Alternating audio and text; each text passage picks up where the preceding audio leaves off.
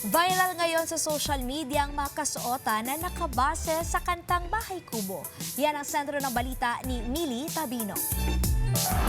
Di ang kulay, di ko tinitikman, parati na lang iniiwasan.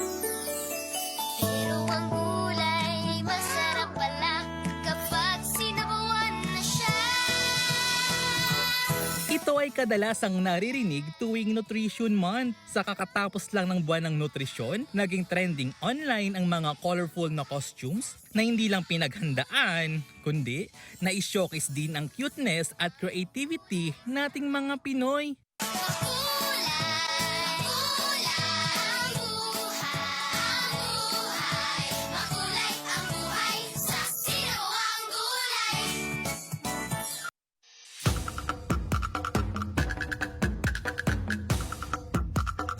That costume deserve a perfect 10.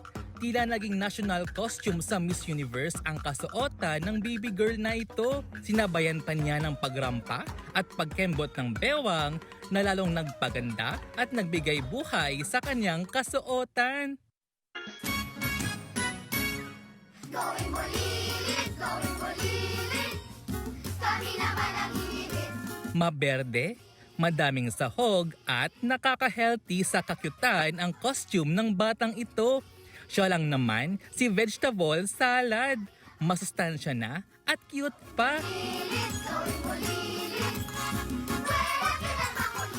All-in-one ang costume ni Inday. Ang kanyang kasuotan ay nakabase sa kantang Bahay Kubo kung saan halos lahat ng gulay na sari-sari ay naka-display.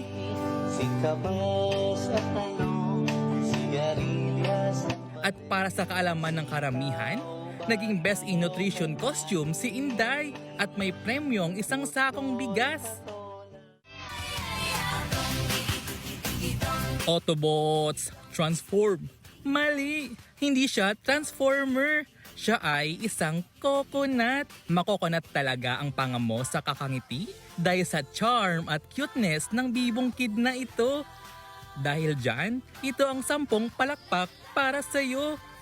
Millie Tabino para sa bayan.